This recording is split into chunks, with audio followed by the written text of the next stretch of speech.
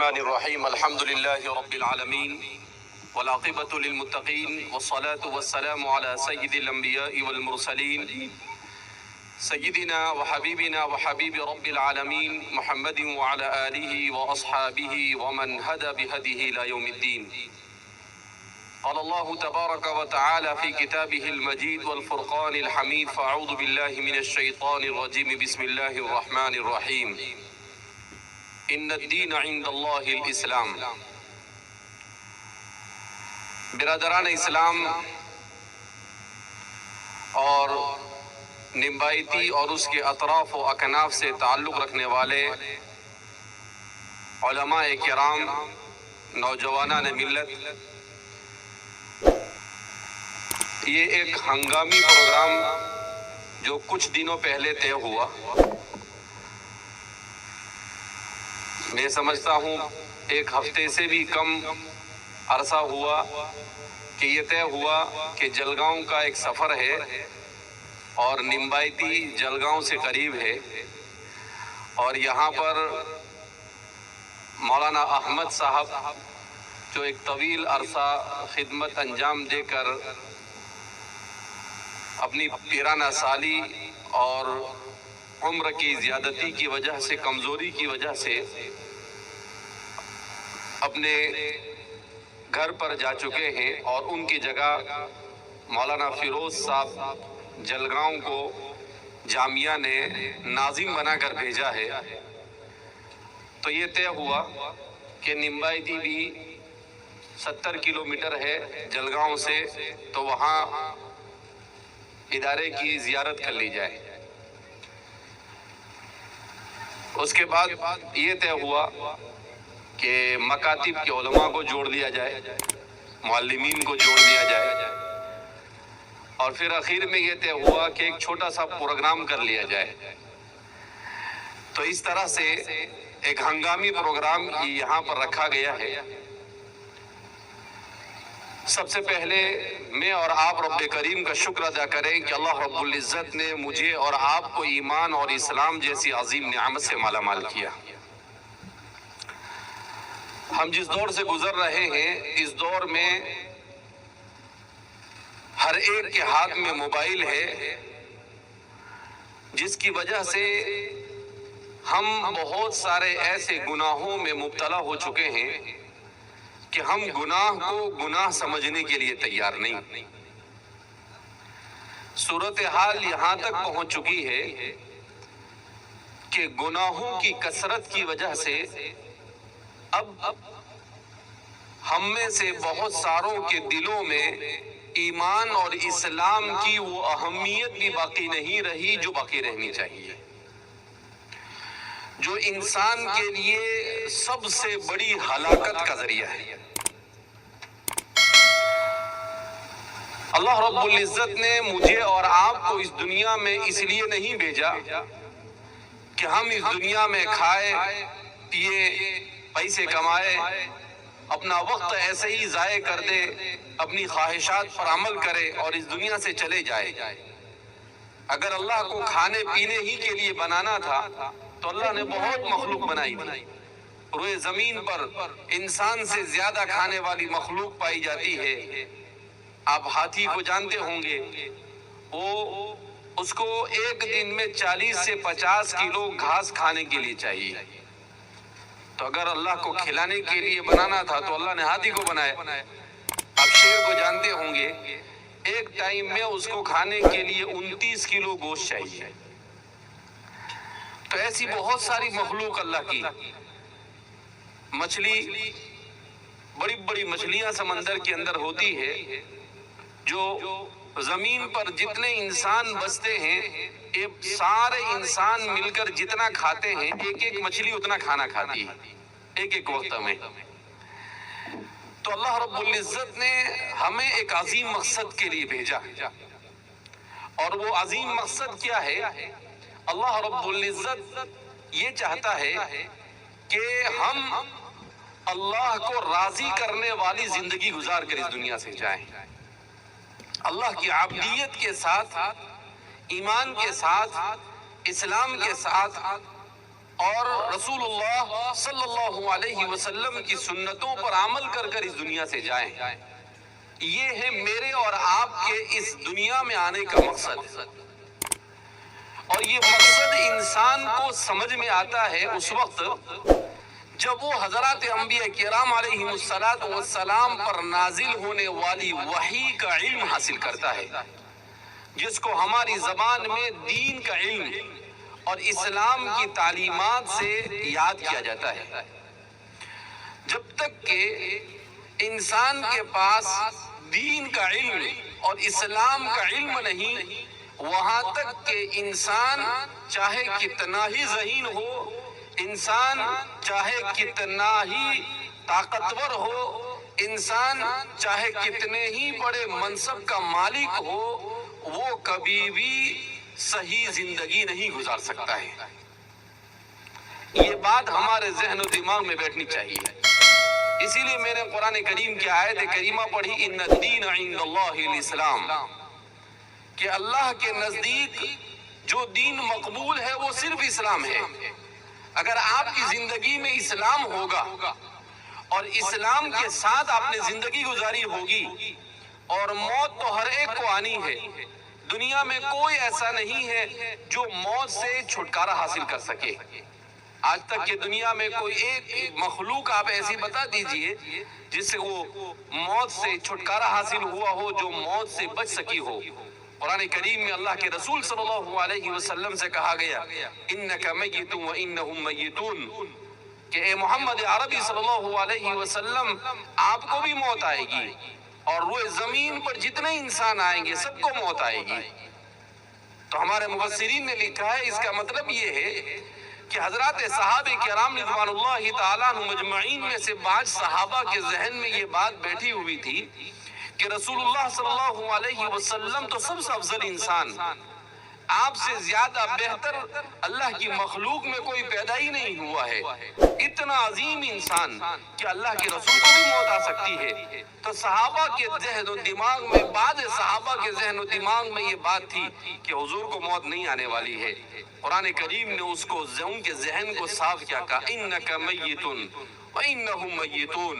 اے محمد عربی صلی اللہ علیہ وسلم، ہم نے دنیا میں اصول بنایا ہے، کل نفس ذائقۃ الموت، ہر نفس کو موت کا مزہ چکھنا ہے، لہذا اس سے کوئی مستثنا نہیں۔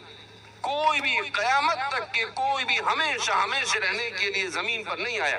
کل من علیہا فان ویبقى وجہ ربک ذو الجلال والاکرام۔ اللہ فرماتے ہیں روئے زمین پر اور آسمان کے نیچے جو کچھ ہے سب فنا ہونے والا ہے۔ ویبقى وجہ ربک ذو الجلال والاکرام، اگر باقی رہنے والی ذات ہے تو وہ صرف اللہ کی ذات ہے جو ہمیشہ سے ہے اور ہمیشہ رہے گی۔ لہذا اس بنا پر ہمیں اس دنیا کے اندر میں آئے ہیں، اللہ نے مختصر سی زندگی دی ہمیں۔ اللہ رب العزت نے 60 70 80 بہت آدمی 100 سال زندہ رہتا ہے، اس سے زیادہ اور کیا جیے گا انسان۔ مگر اس مختصر سی زندگی میں انسان کو اپنی ہمیشہ کی زندگی کی تیاری کرنا ہے، مرنے کے بعد کی زندگی۔ قرآن کریم اسی لیے اس کو کہتا ہے، قرآن کیا کہتا ہے، وَمَا هَذِهِ الْحَيَاةُ الدُّنْيَا إِلَّا لَهُ وَلَعِبٌ، کہ یہ دنیا کی زندگی تو کھیل اور تماشا ہے۔ وَإِنَّ الدَّارَ الْآخِرَةَ لَهِيَ الْحَيَوَانُ لَوْ كَانُوا يَعْلَمُونَ، اور ہمیشہ کی جو زندگی ہے وہ آخرت کی زندگی ہے، وہاں پر انسان ہمیشہ رہے گا۔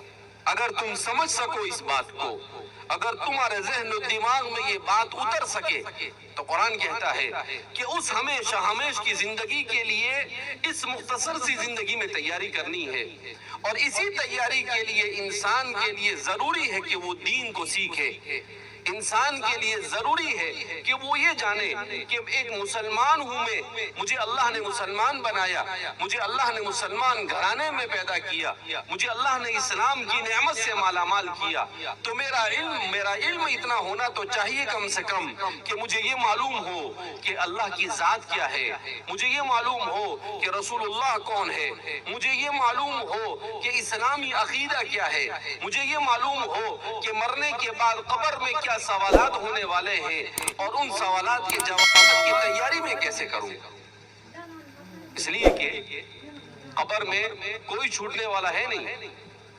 ہر ایک کو سوال ہوگا من ربک، تیرا رب کون ہے؟ من نبیک، تمہارا نبی کون ہے؟ ما دینک، تمہارا دین کیا ہے؟ تین ہی سوال ہوں گے. اب آپ سمجھتے ہیں کہ وہ تو آسانی سے دے دیں گے، کیا فرق پڑتا ہے؟ کہا نہیں، آسانی سے نہیں دے سکیں گے. اگر آپ نے پوری زندگی دین پر عمل کیا ہوگا تو وہ آپ کی زبان پر آئے گا. اگر آپ نے زندگی میں عمل نہیں کیا ہوگا تو آپ کی 1000 کوشش کے باوجود بھی آپ کی زبان پر وہ چیز نہیں آئے گی.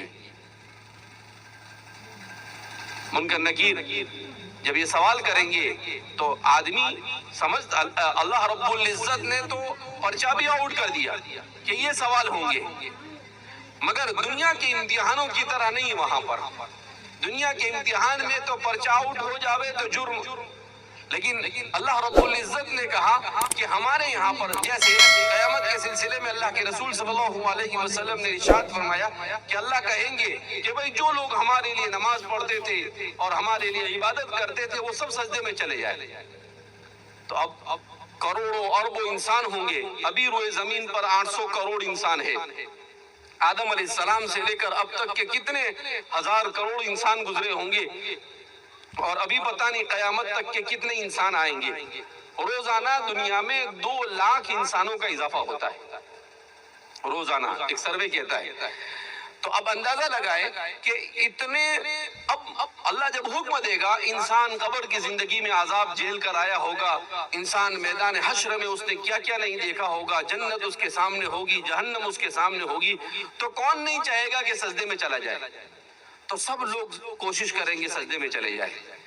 مگر حدیث پاک میں اللہ کے رسول صلی اللہ علیہ وسلم ارشاد فرماتے ہیں جنہوں نے دنیا میں نماز کی پابندی کی ہوگی وہ سجدے میں جا سکیں گے، اور جنہوں نے نماز نہیں پڑھی ہوگی یا پڑھی ہوگی مگر اللہ کے لیے نہیں پڑھی ہوگی، ان کی یہ کمر یہ تخت کی طرح سے ایسی مضبوط ہو جائے گی کہ وہ جھک بھی نہیں سکیں گے.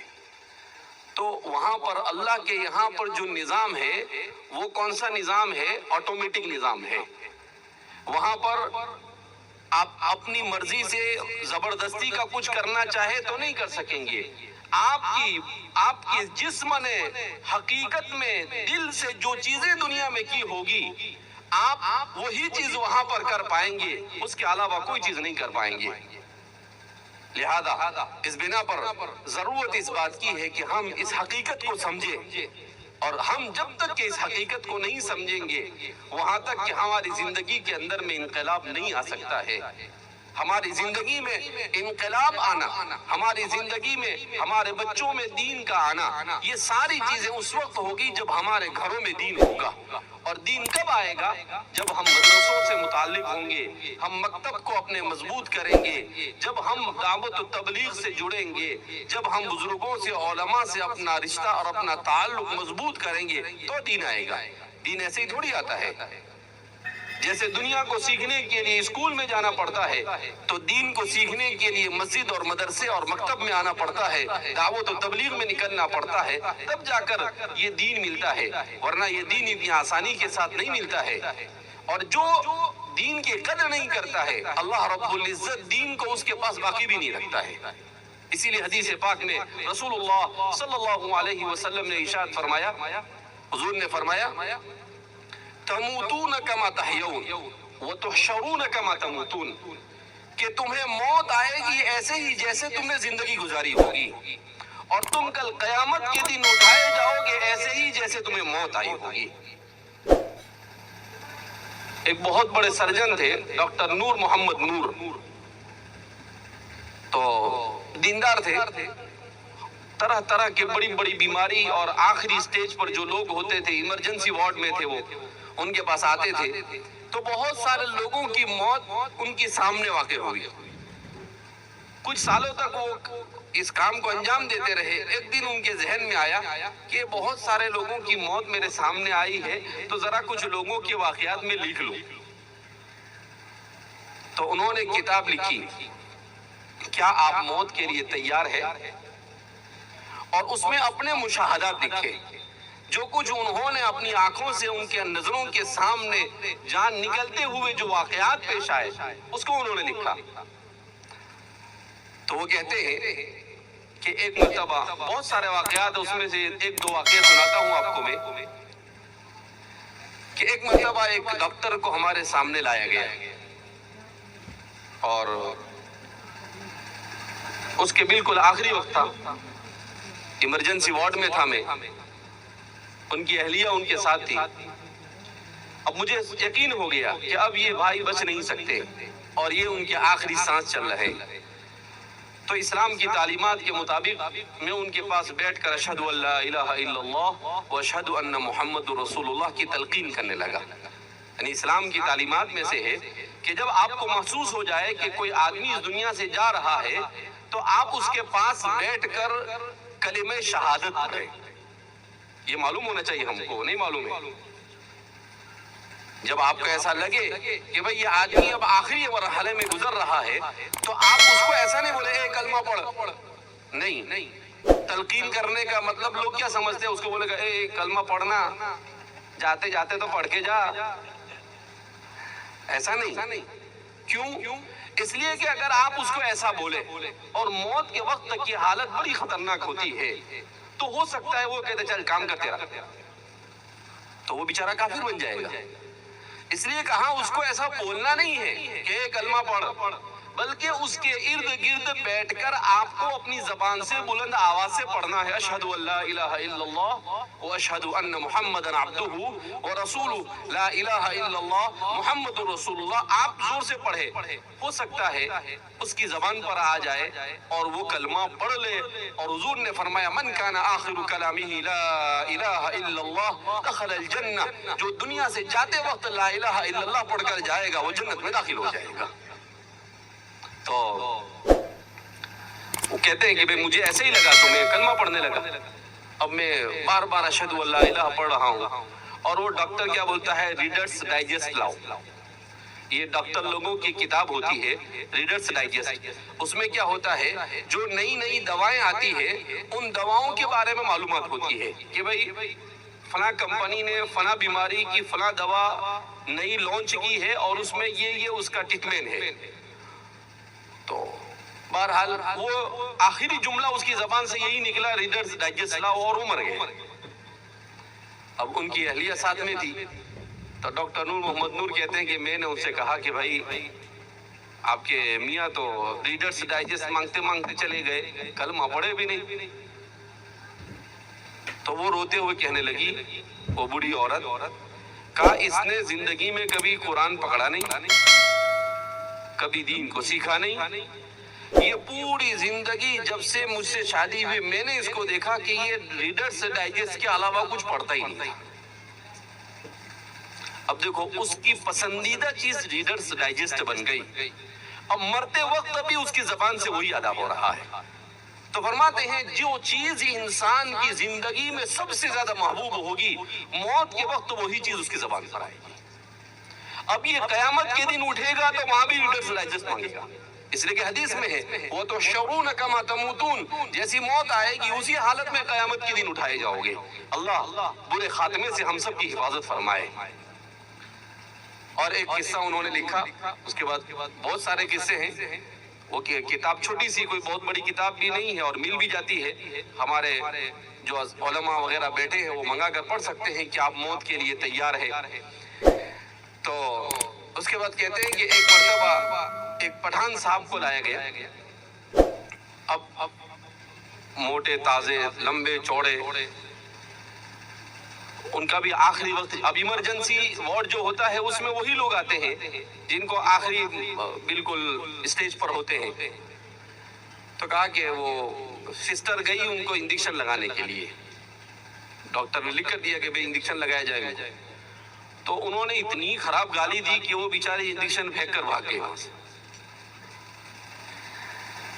تو پھر میں گیا تو وہ ان کی زبان سے گالی جاری ہے. مجھے یقین ہو گیا کہ بھئی یہ آج کا آخری وقت ہے.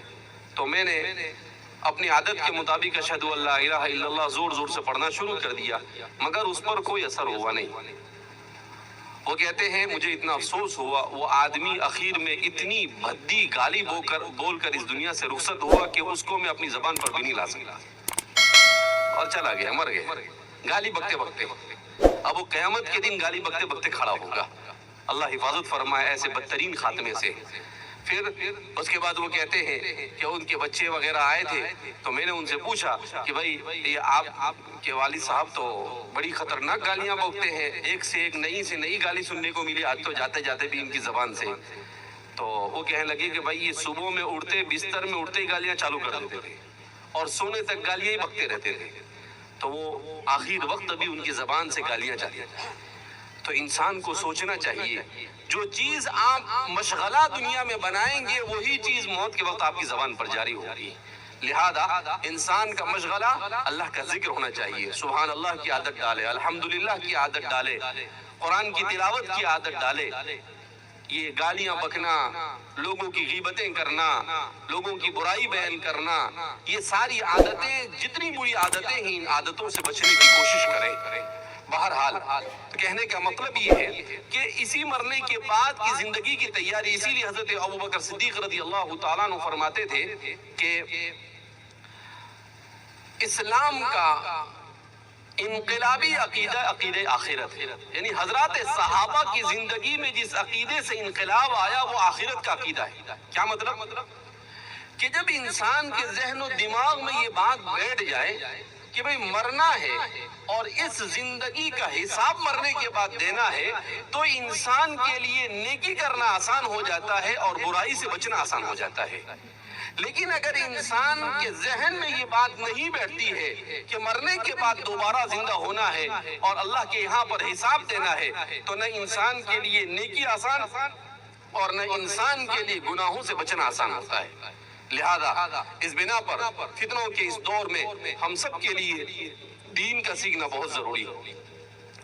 ہمارے علماء نے لکھا ہے کہ فتنوں کے زمانے میں اگر آپ کے پاس دین کا علم ہوگا تو آپ بچ سکیں گے، اور اگر آپ کے پاس دین کا علم نہیں ہوگا تو آپ اپنے ایمان کو نہیں بچا سکتے۔ لہذا اللہ جزائے خیر عطا فرمائے ہمارے ان علماء کو جنہوں نے دیکھا کہ انگریز اس ملک میں آئے اور اس ملک سے ایمان کو ختم کرنے کی سازشیں اور کوششیں کر رہے ہیں، تو انہوں نے ان مدارس کو قائم کیا، انہوں نے مکاتب کو قائم کیا، انہوں نے دعوت و تبلیغ کو قائم کیا، انہوں نے خانقاہی نظام کو قائم کیا۔ ان سارے دین کی تحریکات اور دین کے کاموں سے ہم میں سے ہر ایک کو محبت ہونی چاہیے۔ جتنا ہو سکے ہم اس کام کو بہتر سے بہتر بنانے کے لیے اپنا تعاون کر سکتے ہیں، اپنے طرف سے جتنا مدد کر سکتے ہیں مدد کرنے کی کوشش کریں۔ مناعا للخیر نہ بنے، خیر کے کام میں روکنے والے اور روڑا ڈالنے والے نہ بنے، اس کا نقصان اسی کو ہوگا جو خیر کو روکے گا۔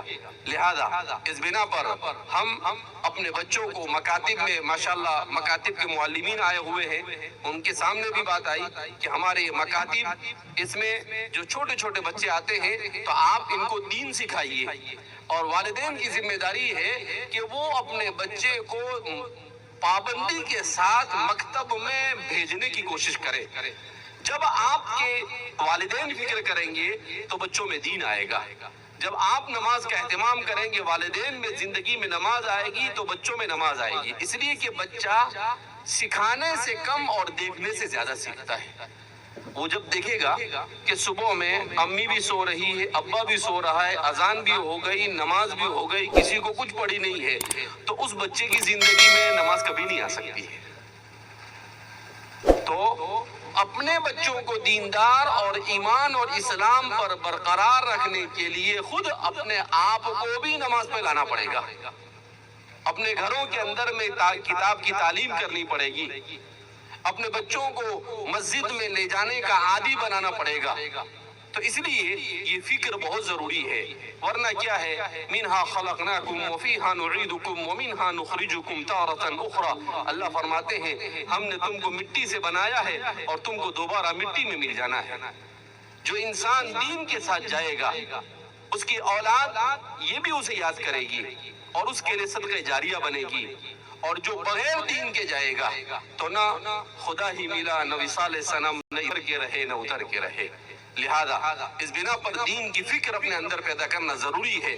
اپنے مکتب کی تعلیم کو مضبوط بنانے 37 سال پہلے قائم کی گئی اور یہاں پر بہت سارے بچے یہاں پڑھے، پھر یہاں سے آنے کے بعد جامعہ میں پڑھے اور اس کے بعد اب بہت سارے علماء آپ کے علاقے کے اندر ہے، بہت سارے ایسے لوگ ہیں جو قرآن کریم کے حافظ ہیں.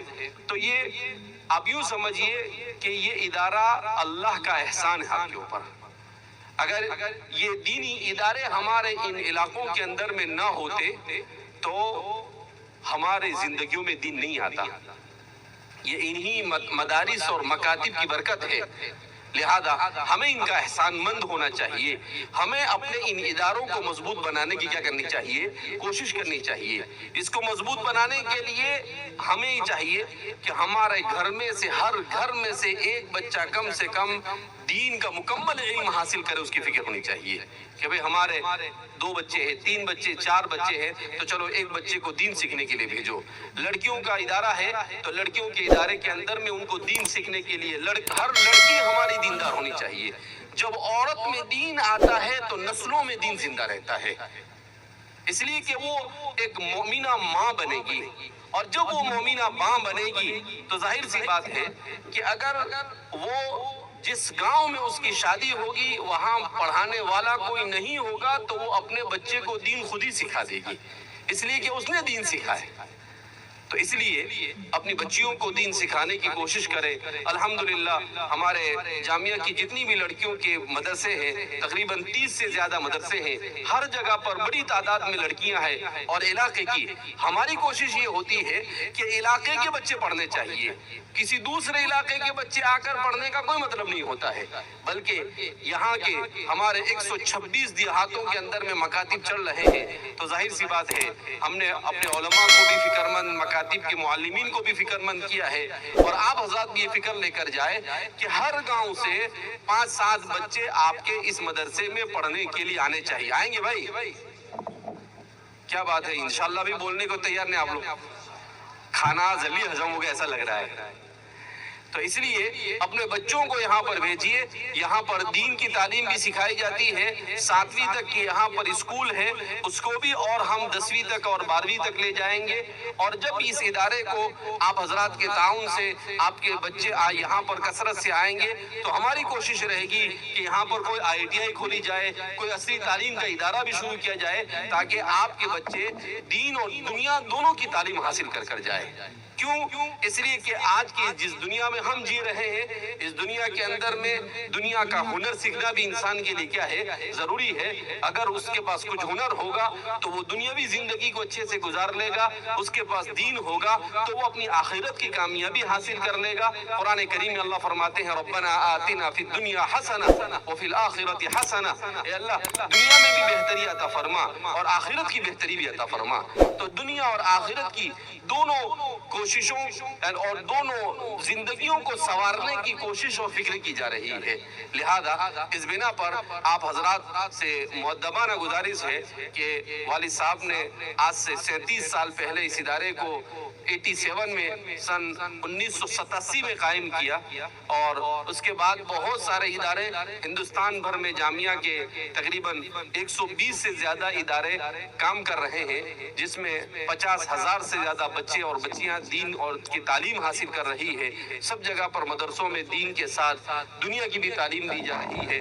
تو اس لیے آپ حضرات اپنے اس ادارے کو مضبوط بنانے کی کیا کریں؟ کوشش کریں. اور اس فکر آپ کو یہاں پر جمع کرنے مضبوط بنانا یہ مقصود ہے. اور انشاءاللہ نوجوان عالم دین مولانا فیروز صاحب جلگاؤں یہاں پر جامعہ کے فاضل ہے، ان کی پوری تعلیم جامعہ سے ہوئی ہے، وہ یہاں پر آئے ہیں. تو اللہ کی ذات سے امید ہے کہ وہ بھی محنت کریں گے اور آپ حضرات بھی ان کا ہاتھ بٹائیں گے، ان کے ساتھ تعاون کریں گے تو آپ کا یہ ادارہ ضرور ترقی کرے گا اور دین اور دنیا کی دونوں تعلیم کے علاقے کا بہتر سے بہتر مرکز بن جائے گا انشاءاللہ. تو اس کے لیے آپ حضرات دعا بھی کریں اور اس کے لیے آپ حضرات اپنے بچوں کو یہاں پر بھیج کر اپنے ادارے کو مضبوط بنانے کی کوشش کریں اور دعا فرمائے. جن لوگوں نے آپ کے اس ادارے کے بنانے میں تعاون کیا ان لوگوں کے لیے بھی، والد صاحب کے لیے بھی، کہ اللہ رب العزت ان کو شفا کاملہ عاجلہ مستمرہ دائمہ کلیہ نصیب فرمائے.